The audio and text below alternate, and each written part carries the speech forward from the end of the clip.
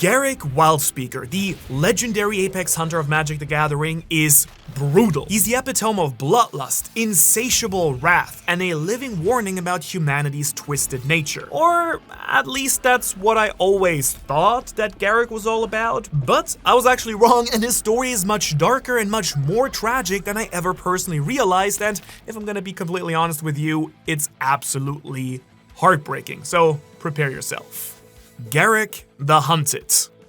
I want to start by rewinding Garruk all the way back to square one, little baby Garruk. He was raised on the farm, a southern boy with a heart of gold probably, located somewhere on a currently still unknown plane. Garruk was raised by a single father, Racklin, who was just really trying his best, man. Hey, it's tough being a single daddy, just ask Karn. Now, Racklin was a task mage who was truly wise, and it kind of seems like he was also pretty salty with humanity. He didn't trust them at all, and this was a lesson that he really drilled into Garruk as well. The message was, humanity is evil, deceptive, and broken, and so Garruk just grew to only trust one force: nature itself. And that's of course why Garruk's inherent mana color is green. You know, when it comes to Commander, at the very least, the strongest color that Magic has. Green just does everything for some reason, but hey, this is not this video, but back to Garruk, right? He's a druid, a spellcaster whose magic is intertwined in the forests, the mountains, and the fabric of the worlds themselves, and he learned his first spell on his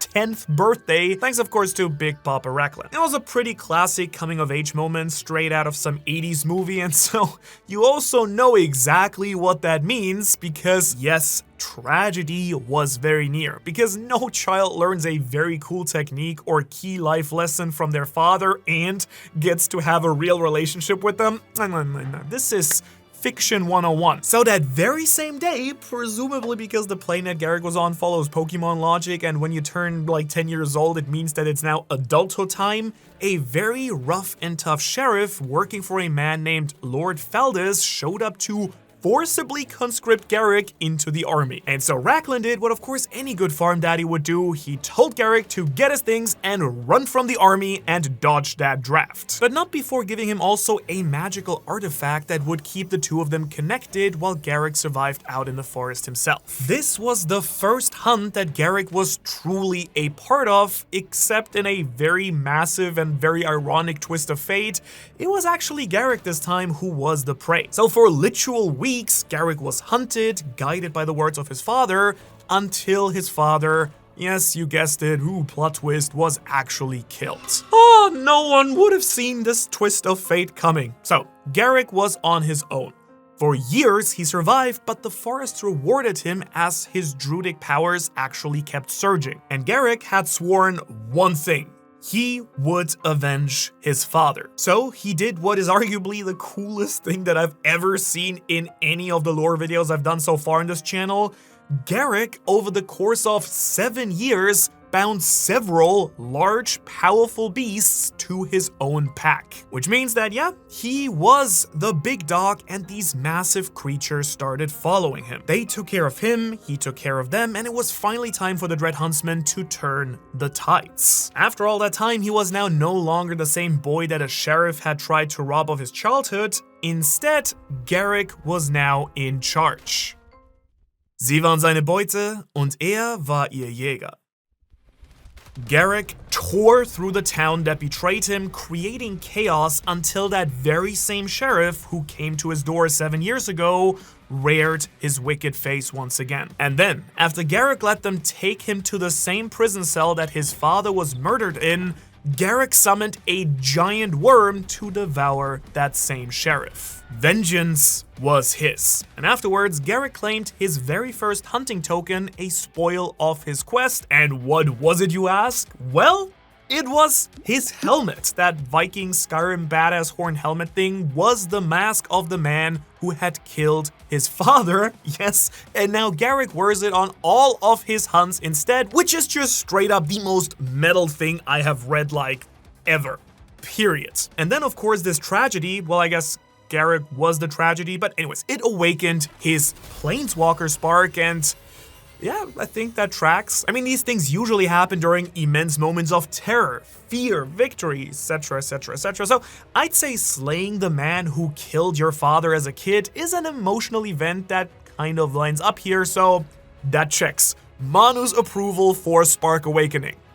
Garruk, you're a real beast, man. Like, maybe even literally, I kind of wonder if he can transform into, like, an owlbear or something like that, huh? He's a druid after all, and that's kind of sort of their whole stick in D&D, right, if you know?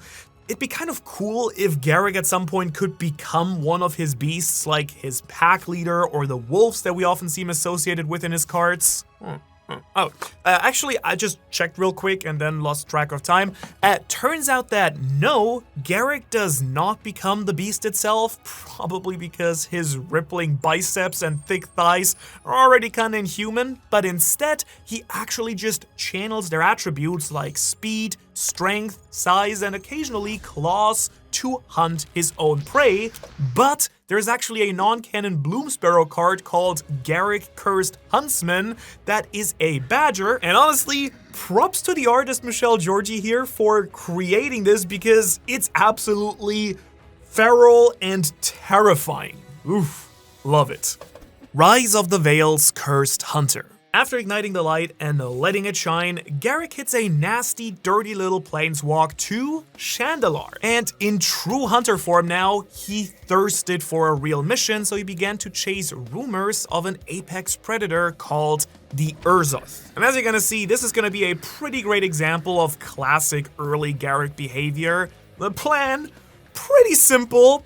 Find info on the biggest, meanest thing on that plane, and then run it down big boy style. That's all the steps. Summon some beasts, track the bad boy down, and then hunt. Which was the plan with the Urzoth 2 until Liliana Vest showed up, and then Liliana did the dumbest thing imaginable. She killed one of his Fibblethip beasts. What an absolute Fibblethip. Like, come on, you've seen movies, you've watched anime, it's just such a dumb move. The poor man already lost his daddy and already does not trust humans, so the last thing that he needed was some goth mommy showing up and ruining his life again, but not in the way that we all hoped for. Was that an overshare? Nah, probably not. You'll probably agree. According to my YouTube analytics, by the way, 73% of my viewers want to be stepped on by a dommy mommy that looks exactly like Liliana. But Garruk didn't. This big boy went absolutely feral. He hunted Liliana down and was whooping her, but it was also his greatest mistake because despite his own stature and power, he was not really in the driver's seat. You see, Liliana had come to Chandalar, the plane that they were on right now, to retrieve a powerful dark artifact, the Chain Veil. How to explain? Okay, long story short, it's a really fancy, really stylish, really goth, demonic artifact that infused the wielder with immense dark powers, designed to curse and turn the user into a vessel for these freaky shadow ogres, the Onak, I don't know how to pronounce this. So Liliana pierced the veil, wore the veil, well, Liliana of the Whale, right? And with an immense surge of black mana, she then overwhelmed Garruk, burdening him with the curse of the Onake, and that was the moment his life changed forever. Oh, you thought that the dad murder was the bad part? No.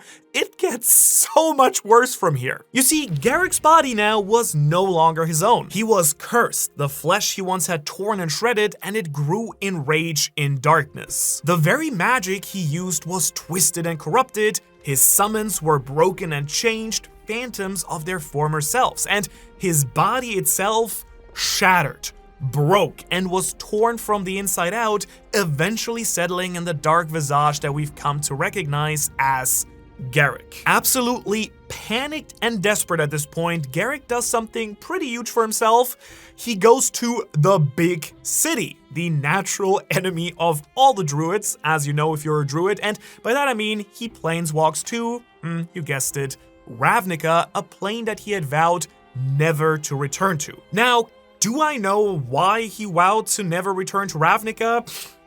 No idea. He probably lost money at the casino or had a nasty ex-girlfriend that he's trying to avoid or something? We just don't know. We don't have the lore, but whatever it was, we've probably all been there. But in order to find Liliana and get his new revenge, another reoccurring theme, he needed to head to Ravnica to get information on her first. And so he went to yet another powerful mage who has deep ties to Liliana, Jace Beleren. Once he meets him, Garruk demands Liliana's location, and Jace tries to pull one of his classic mind sculpting things, but the newly evil Garruk just ignores it, because now that you're evil, that stuff doesn't work on you. That's also anime one-on-one. Apparently, the Veil Curse lets him avoid mind alteration from the outside, so then they get into it, and I don't know if you've looked at these two side by side, but yeah, Jace in no universe and no multiverse is ever gonna win that fight. And so, as you can expect, the battle ends with Garruk inches from just killing Jace before stopping himself at the last moment.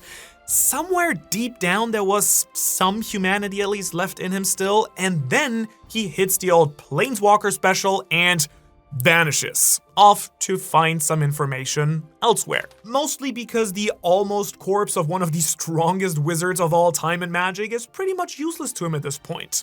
Still cursed though, still spiraling, Garruk finds some work as a bounty hunter for a Gorgon on an unnamed plane. By the way, unnamed planes apparently are kind of his lore's favorite thing, it seems. I'm not sure if Magic is saving these. We could definitely use some more instead of Ninja Turtles. Just saying, but anyways, can we just connect him a little bit more into the story, seriously?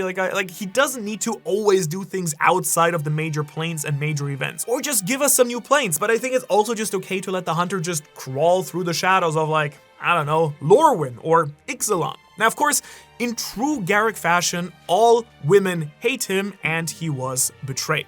But don't feel too bad for him yet, because it's all good, he actually still managed to hop on Liliana's trail. Not Veil. And thus began the Garruk story arc that most MTG players are actually fairly familiar with, Garruk's Great Planeswalker Hunt. Garruk's Innistrad Adventures. Garruk on Innistrad is pretty much exactly what you'd expect from a dreaded planeswalker hunter cursed by demon spirits in a gothic horror plane hunting the necromancing baddie of MTG. He first lands in Keswick, aka Werewolf Country. Keswick Wolfram, by the way, pretty goated card. Love it. Which is already a pretty great start for a hunter who hates men but loves wolves. And I mean, from there he just gets to cooking and just starts bulldozing his way across this plane, asking in what I assume is a very polite and very forthcoming and kind way, "Where's the necromancer?" And, surprise, kindness works.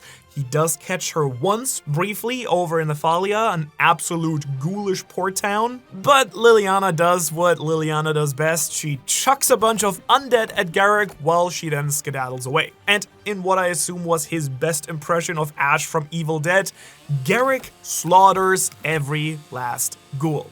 Good boy. Now, his life is on the line even more than it previously was, because the Chainveil's curse tightens around his already fleeting mind. It was slipping, cracking, and he became a lost person in the body of a beast. He just became this half-coherent nightmare, yelling at trees, animals, and villagers, which, now that I think about it, is pretty standard for Innistrad, so at least he had that going for him. He found the one place that wasn't weird. Nice. And yeah, this is the part where it genuinely looks like Garruk was just done altogether. Just a monster reduced to absolute madness. R.I.P. to the big muscle boy. Except there is a plot twist. Haha, didn't see that one coming. Avacyn actually accidentally ends up saving him. You know Avacyn, right? Legendary creature, angel, 8/8 flying, vigilance, indestructible, what a nice keyword, and other permanents you control have indestructible. That Avacyn? Now, of course you might not, because every character's dang lore in this franchise is intertwined with 18 other people shooting lasers in a different plane that causes big butterfly effects that then start with, slaying a Hydra, but then, somehow crazy end with the vampire world exploding into divine light. Magic stuff. I mean, at least this time I guess it makes sense. The angel is on Innistrad and casts an uber powerful holy spell set known as the Curse Mute, which suppresses all dark magic across the entire plane. Which, you can probably imagine, is just really convenient for Garruk since he is possessed by dark magic and he is also in Innistrad. That's all the 2 boxes checked off right there. So it just kind of worked out for him pretty well. Thank you, Avacyn. Salute. One of the first Magic cards I actually ever bought. Fun fact. Just loved her design so much. And, you know, when you're new to Magic and you're like, oh, white creature that gives everything indestructible? That must be the most broken thing there is to do in the game. And not saying it's not broken, but, you know, you evolve. Still, very fun place in my heart. Maybe she deserves a video of her own at some point. Where were we? Oh, right, the Curse Mood. So I kind of also personally expected Curse Mood to be a single card that I'd be able to just pop up on screen here, but no. Instead, it's actually a series of spells and cards such as Reforge the Soul, and its effect and a little story of it can be seen in the cards Wolfear Avenger and Joint Assault here, just because I really want you to leave these videos feeling like you've learned something at least. So, Garruk, sober from the curse, does what he does best. He continues the hunt, but now he's in prime peak form, knowing full well that once the curse starts surging again, he may this time never come back. At that point, he has a little quick run-in with the police that goes poorly, the curse starts to rise again, and he dips. Planeswalkers hate this trick, hate this man.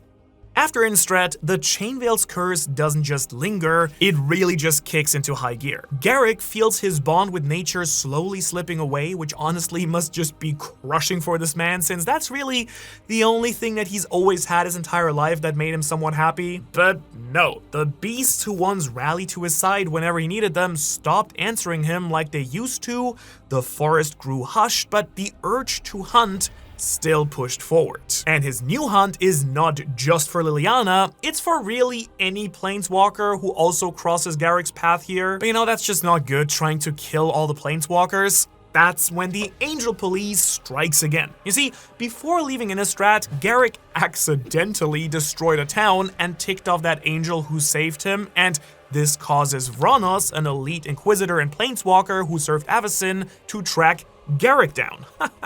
Hunted Garruk. What a foolish move. And this absolute idiot thought that he'd be able to bring Garruk back to Innistrad, heal him, and save him. What does he think that this is? Some sort of fairy tale? Nah.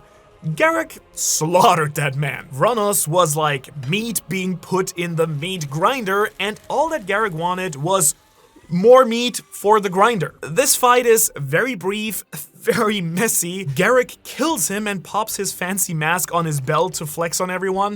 I don't know if I do that with my enemies as well. Anyways, around now is when Jace Beleren re-enters the story too. Surprisingly, he's not here for revenge, he just desperately tries to fix what Liliana has broken, and Jace did this because the Onake Prophecy, aka those spirits inside Garruk now that I can't pronounce, warned that Garruk's curse would turn him into the World Slayer, a demon capable of destroying entire planes. Meanwhile though, Garruk heads over to Chandelar to finish that transformation, because surely that only would make him a better hunter, right? But after some time passes, Jace does lock in finally and uses his sparkly magic to create a suppression hedron and embeds it deep into Garruk. And with that hedron, quelling the darkness at long last, letting Garruk have some control over his own life for the first time in, well, pretty much like ever. But even though he's cured of evil, he still loves hunting planeswalkers, just to be clear. Garruk's massive, critical, and incredibly important role in the War of the Spark. Garruk's role in the big fight against the multiversal threat Nicol Bolas is arguably his most important part in all of the Magic lore. He's not a part of it at all. Wizards said that he didn't fit the vibe, and in canon, Nicol Bolas was actually a little bit worried that Garruk would show up and kill all the planeswalkers before he could ever slurp up their sparks. Good boy, Garruk.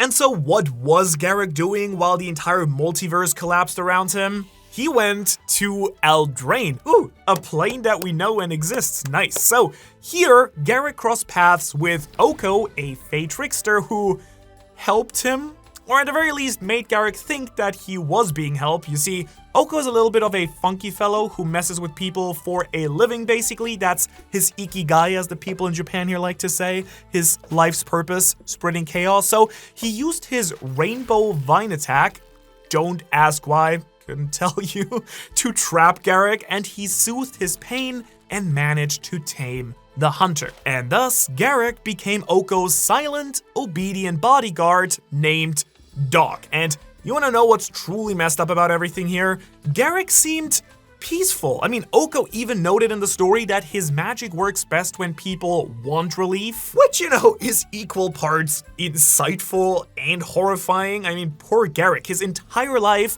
just wanted to stop the pain that he was plagued with by Liliana. His entire life had been nothing but rage, hatred, vengeance, and sadness. But now he's become more beast than man in the most twisted but innocent way possible? Maybe innocent isn't the right word here, but you get it. It's also really endearing because at last he's reconnected with nature in this state. Animals around Garruk calm down. Griffins, horses, unicorns, nice. They all resonate again with Garruk's true form that's peering through Dog's exterior. And now as Dog, Garruk saves Will Kenrith and Rowan Kenrith from Redcaps, aka Murder Gnomes, and slaughters whoever Oko commands him to slaughter, essentially plunging Eldraine into civil war for reasons that only Oko would understand. Or maybe he doesn't and he just wanted to have fun. But things go really sideways when stupid Will Kenrith removes the Hedron, suppressing Garruk's curse.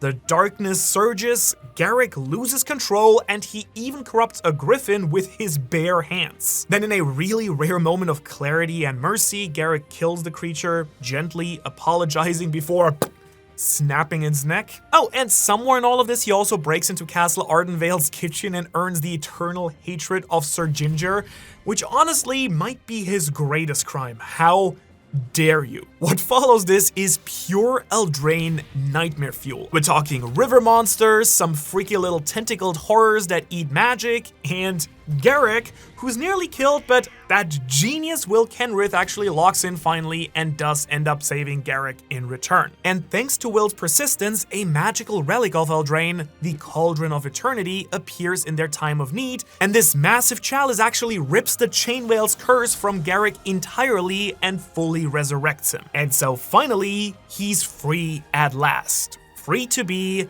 Garruk Wildspeaker, a druid who trusts only nature. And Will Kenrith and Garruk eventually helps the twins confront Oko one last time. Oko escapes, of course, and instead of yet another hunt, Garruk assists the Kenriths and vanishes into the multiverse. Garruk then later confirms the twins' safety on Kylum and then disappears again into the multiverse, but what of Oko? Where did that little fate trickster run off to, and where did he come from? Well, if you want to learn more about that, and why he's one of my most and least favorite characters in Magic of all time at the same time, you can watch this video right here, where we go deep into Oko's story and how he makes his way then over to Thunder Junction and Lorwyn Shadowmoor and Eclipse after his adventures with Garruk. Go check that out here. If you aren't subscribed to the channel and you enjoy what you're seeing, please do that, and I will see you hopefully in the next video next week.